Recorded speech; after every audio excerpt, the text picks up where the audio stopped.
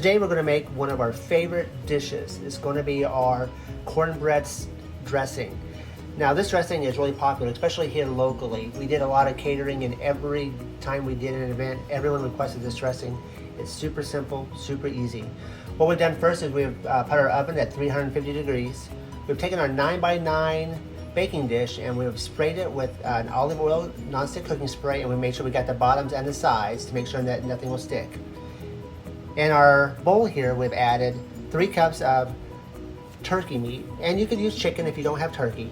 But the turkey is basically the dark meat from the legs, and then also meat from underneath the wings. We have pre-baked some cornbread in a 9x9 dish, and we're just going to crumble that with our hands and get that mixed in there. It's best to make this the night before, let it cool off just a little bit, or you can make it earlier in the day. We're now going to add 1 package of stovetop chicken stuffing mix. Now you can also use turkey mix. You can use an off-brand if you want. There's a lot of different good flavors to that, different ones that. And we're going to add half a cup of chopped onion and 2 celery. Actually, it's 1/2 of a chopped onion, and then 2 celery sticks, all diced. Okay, and now we're going to add 1 teaspoon of black pepper, 1 teaspoon of sage, and 1 teaspoon of salt. And we're going to add 2 eggs, which we've beaten. And we're going to add 1 can of cream of chicken soup.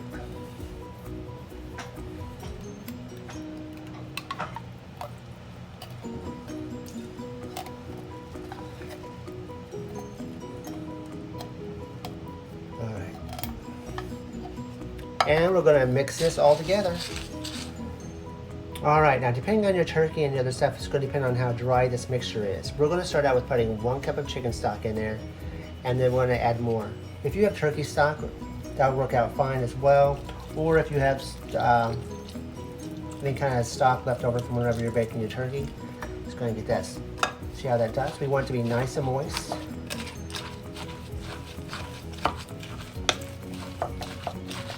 This has a lot of great flavor.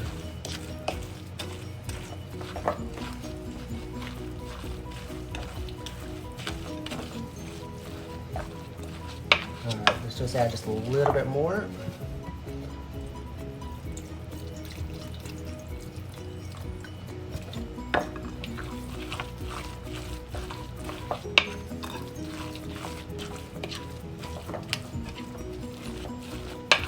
That's beginning to look nice and creamy.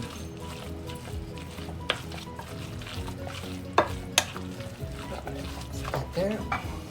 All right, we've got that mixed in together. We've got our sprayed 9x9 pan. Now this pan is a little bit smaller than what you might normally use. We're actually going to take some of this dressing and we're going to make dressing waffles for you as well. So we'll go ahead and put this in the pan. I like all the chicken and stuff in it. It's almost like a little casserole dish, so even if you did.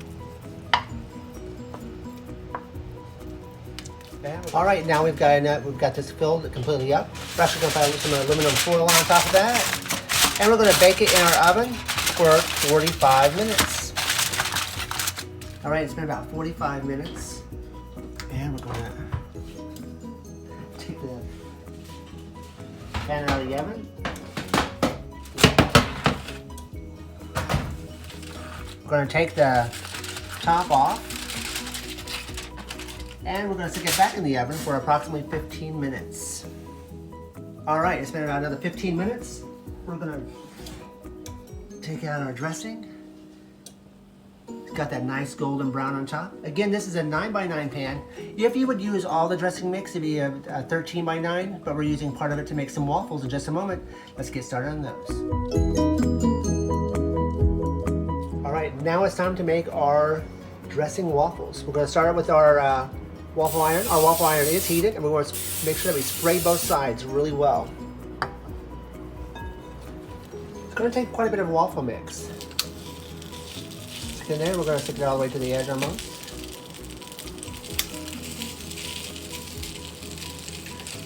Now, depending on your waffle iron, this is going to take between 4 and 7 minutes to cook. Some of them have digital timers. Ours here has a light to let us know whenever it's complete. But anyway, we want to make sure we get that in there pretty good. It's not going to be a perfect looking waffle,